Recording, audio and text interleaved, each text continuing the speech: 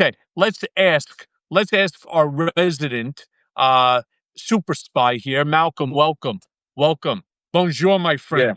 So first Bonjour, off, and a I didn't want to bonjour hear to it. you. Why didn't you tell me you were going to Paris? I had to go to Paris with you. What hotel are you staying at? You're at the Well, Carillon, aren't you? no, and I won't say for security reasons. But most importantly, You're in Place Vendôme. I knew most it. most importantly, bonjour to you, my friend. Hey, Malcolm. Oni bonjour. Bonjour to you. I'm in Montreal, so I speak French here now too. Hey, Malcolm, question for you. Do you Yeah. know, first of all, two questions, the names of the three locations that Trump hit? Yes, I do. The locations are from least important to the most important were Isfahan Nuclear Power Research Facility, which Right. is just below Tehran. It goes like this: city of Tehran, the city of Qum, the holy city of Isfahan. And then below that is the town of Natanz. Natanz was their Right. underground 90 meters, that's about 180 feet, very big uranium enrichment facility, which the IAEA was in. And apparently the Israelis laid waste to that place over the last week by bombing it. But that's not where the real uranium was getting enriched. That was the place where everybody was concerned about the tens of thousands of centrifuges. The real uranium was getting enriched at a secret facility called Fordo, Fordow. That's halfway between Natanz and Qum, about 2/3 of the way from Tehran to the south. And that site had 3,000 secret centrifuges. The IAEA had no access to those centrifuges, and they were housed in a site that was built in 3 years, which is massive, right? A huge underground concrete structure that was built under a mountainside. So And let's break this down for a second for our viewers. And all right, we're beginning to move here. 1100. Let's now, everybody, please keep smashing those hearts and that square with the arrow. Share with your friends, because this Sunday mashup, for me at least, it's 11:30 here in Europe. It's extremely important. I was engaging, as I wrote in my Substack of today, one nation under fear, divisible by cowardice, because I believe, and I couldn't believe when I heard Adam Kinzinger and others say the same thing. They believe that Trump, in this case, was right? That there was an imminent threat. Malcolm, second question to you. There was no imminent Lev, threat. I'm going to They let were you. wrong. I'm going to give you. They were wrong. Your time. I'm going to give you your time. Wait, Malcolm, how many times do you know? How many times has a president not gone through Congress within which to commit U.S. action or military force? But there was no imminent threat. That's the problem. okay. Go ahead. Wait, how many times? First things first. Okay. The last time the United States has declared a war was December 8th, 1941, right? Well, actually, to be honest, no, 1941 was the last time we declared a war through Congress.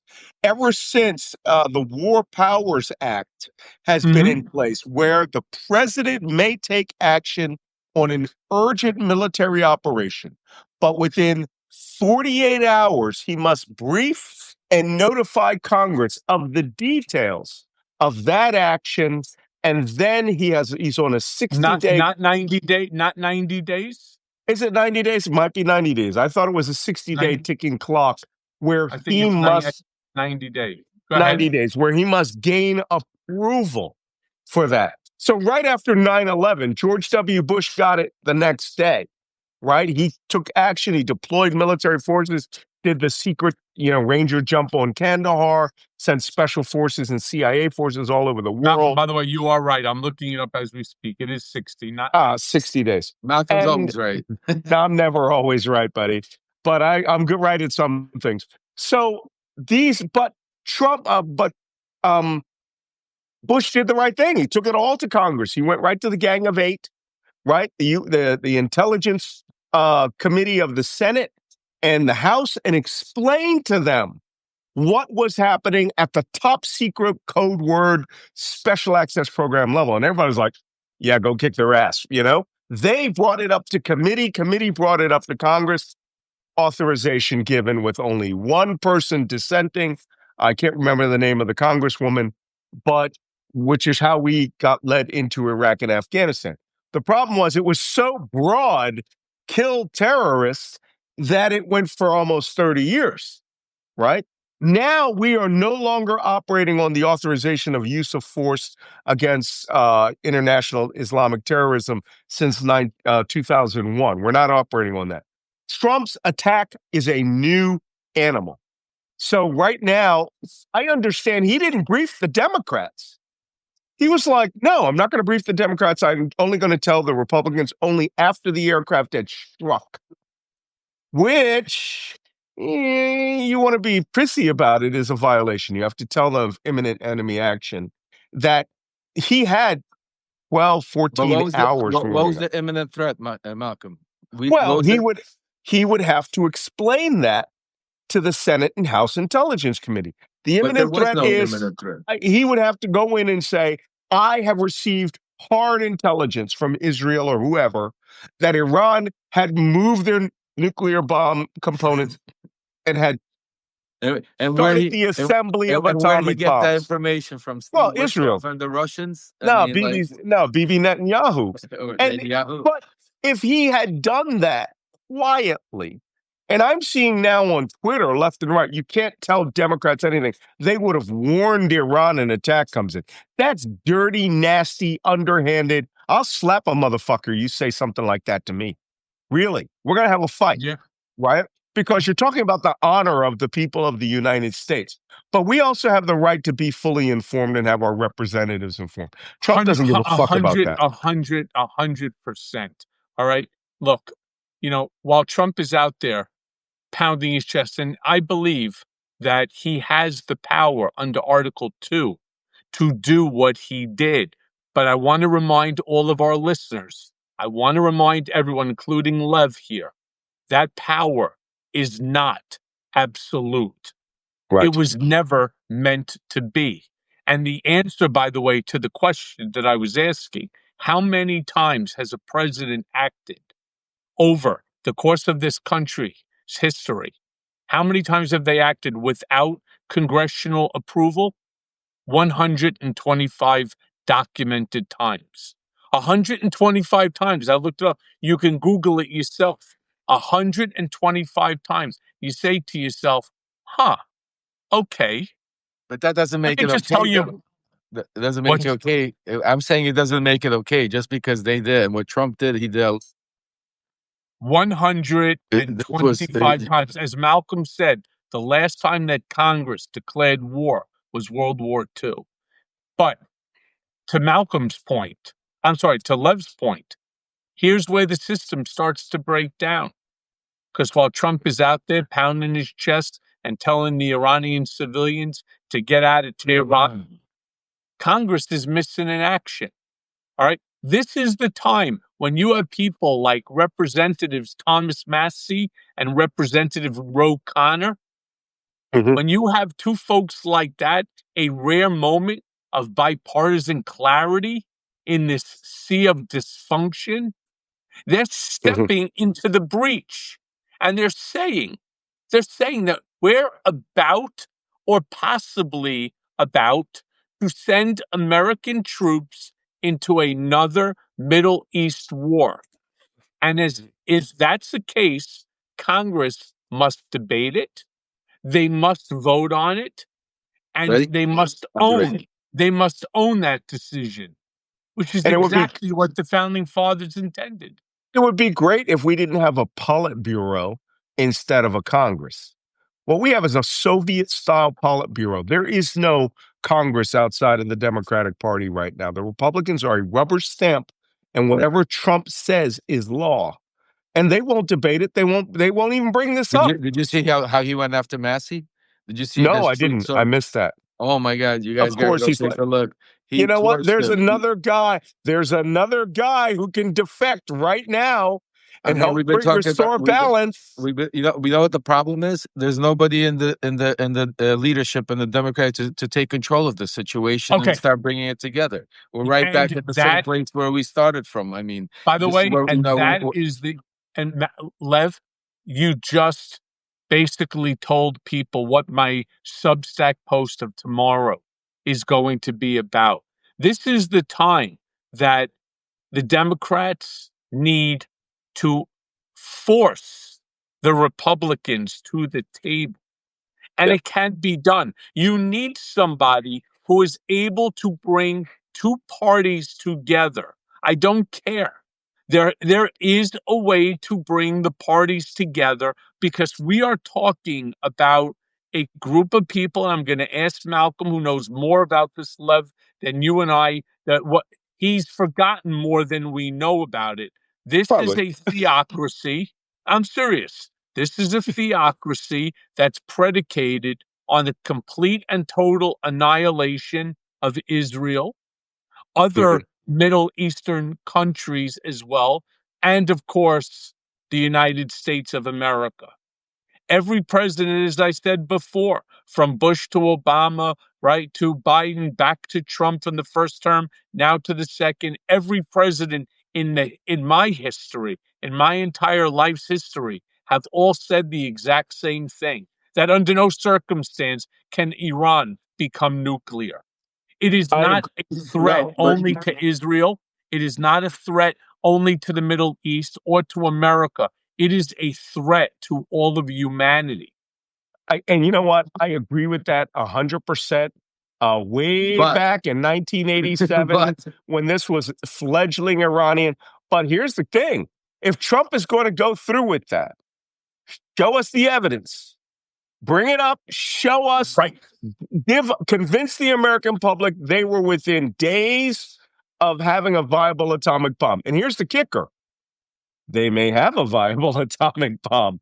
We may not know this. They may have already crossed that threshold, and you're playing catch up and destroying sites that are empty of materials, and they could have 10, 15 bombs somewhere else. And And that, we can, Malcolm, is why. That, Malcolm, is exactly why Congress needs to get active. they Lev, got what were you going 60 to days. say? Your girlfriend Ludmila wants to hear from you. Oh, Ludmilla was begging to come up on the previous panel this morning. Well, she's in love with Lev. Lev, Lev, I don't, Lev and Lud. Go ahead. lots of love. But listen, look, guys. The bottom line is this: what Michael is saying. I mean, theoretically, does he have the right to do it? I guess what Not the president. theoretically, legally. Not theoretically, legally. No, because I disagree with you because he's lying to the American public. He's not doing it because there's a threat. He's doing it because there's a deal going on behind the scenes with Putin. I wrote about my Substack. The media is not reporting about. They're talking about all of this is complete bullshit. They already moved it. Why is nobody asking why now? He said 2 weeks. Why all of a sudden today nobody's even asked that question. What was the immediate threat today that we didn't have the immediate threat 3 days ago when he said 2 weeks? So this is all bullshit. There's a lot more behind the scenes. He has no right, just like he has no right taking people off the street. He has no right putting our military into our streets in California. He has no right doing it. And now he's going to use this. You have Laura Loomer and all of them now running around, starting to warmongers, scaring people, saying that we have terror cells in the United States, go after all the Iranians and start, using ICE to start deporting everybody. So this is another power play. So what I'm saying to you is, if he did it, yes. If there was a threat, if there was an enemy, like Malcolm said, like you said, like, yeah, show us the evidence. Absolutely. Go. I'm not sticking up for Iran. Absolutely not. I'm not here, sticking. I'm talking about the factual thing. We're not debating if we should have taken Iran out or not. It's the way he did it and why he did it and the Right. reasoning. And that is what I'm saying was totally wrong. And there's a lot more that's going to come out, folks, and you're going to see it. And there's going to be some crazy shit. But this is nobody's even talking about that the Iranian they're talking about they're gonna respond, but they're not responding. You know what they're doing? They're getting together. They're meeting in Moscow later on today to discuss how to respond. Because without Putin, they don't know what to do because that is their what's happening. Yeah, but we're gonna talk about it later on. I know it's late where you are. So that's okay. Hold on. So one of the important things here, like Joan was just saying, this is supposed to, and Malcolm, again, being that this is your field of expertise. I Mhm. say, I say that this is supposed to be the moment when our leaders lead. And Oh, I'm not fuck. talking Republican and I'm not talking Democrat, I'm talking both. This is the moment that our leaders are supposed to lead. When Schumer and Jeffries should be gathering the Democrats together and saying, we need answers. When McConnell and Johnson need to be rallying the Republicans to say, we have a responsibility. When they all put politics aside, they shut the doors, they get into a room and they hash it the fuck out. That's what they need to do. But here's the problem: never going to happen. Never going to happen because the divisiveness in this country is so significant that no one party. I'm not saying that you're not going to have the Ro Connors or the Tim Masseys or even an Adam Kinzinger, who is a fierce Trump critic, turning Right. around and making certain statements. No, these are two men who probably don't agree on anything else other than this. If these two guys can find common ground, then the rest of them can too. I feel that way. I truly believe that if we're going to get any answers, as Lev is correctly pointing out, we, the American people, we're not just entitled to these answers, we deserve these answers. And one of the things, again, I know Trump better than anyone. Trump isn't going to wait. He's not going to wait for them to do what they need to do. That's not how he works. All right. That doesn't mean that Congress gets to check out. All right. It means that they now have to show up. Well, So we, all 2,000 of us, what we need to do, we need to reach out to our Congress members. I don't care, Republican, Democrat, Independent. You reach out tomorrow to your Congress member and you ask them, well, what the fuck are you waiting for? History is watching. And if you don't step up right now, when the issue is this serious, you never will. And we will never vote for you again. well, you know what they say, everybody wants to be a leader till it's time to do leadership shit, right? And I Right. I I mentioned this with Lev yesterday and today. The Democrats have it into their head that they're going to be the people who govern civilly and that they're the cooling saucers of democracy. The problem is what's being poured into your bone china cooling saucer is fucking molten lava, right? And you're standing there with your arm burning off Indiana Jones style and thinking you can control lava. They are now out there saying Democrats are colluding with Iran. That's what I'm reading. The new word that's out on the street is if you don't back Trump on this, you were never MAGA. Only MAGA supports Trump. And you've got crazy people like Laura fucking Loomer, who is controlling U.S. national security policy. Look, I don't know what she has over Trump, but whatever it is, it's good enough to where he throws out his opinion for whatever she says. All right? Don't laugh. Don't laugh. I see that laugh on your face.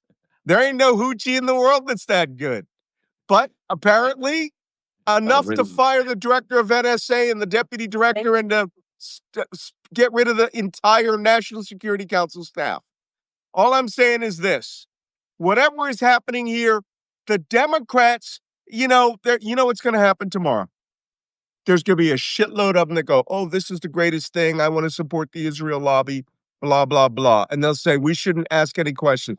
We've already got Fetterman is one step away from joining the Republican, right? But we're just in a circumstance where Trump did something, his hand was forced, and there's not much we're going to be able to do other than call him to account on the 60 days. There's no way that yesterday's strike was the last of it. There's no way. The Iranians have a vote in this. Well, that's very, very true. Lev, what are you going on? Are you going on a hike? I don't understand these. I don't understand these unleashed. I got Lev running around the house. I got Malcolm in his car. I'm not in my car. I'm actually in a luxury lake resort. Hi. I'm like Lev. Oh, who is that? That's my daughter. That's your daughter? Yeah. My whole crew's here. She's cute. She got her mommy's look. Yeah, obviously. All right, guys. I gotta go. So look, we're going to sign off. Just again, to all of you who are watching, enjoy the rest of the weekend. Obviously, tomorrow more is going to be starting. You're going to see Lev, Malcolm, and myself again every Thursday on Unleashed. We'll probably end up doing one in between because of the seriousness of this of the scenario right now. So you will be seeing Lev, Malcolm, and myself. Please keep smashing those hearts. More importantly, please share this with your friends and your family. And to those of you subscribers that subscribe to me, I ask you to please subscribe to both Malcolm and to Lev. If you're a Lev or a Malcolm subscriber, please subscribe to me, to Lev, and to Malcolm as well. Just to all three of us. All right. Yep. What we're doing is we're trying desperately to continue to grow this community as big and as vocal as we possibly can. So to everybody, again, thank you for joining us on this Sunday night. Malcolm, Lev, have a great one. I'll be speaking to both of you tomorrow, and I'll be back at the end of next week.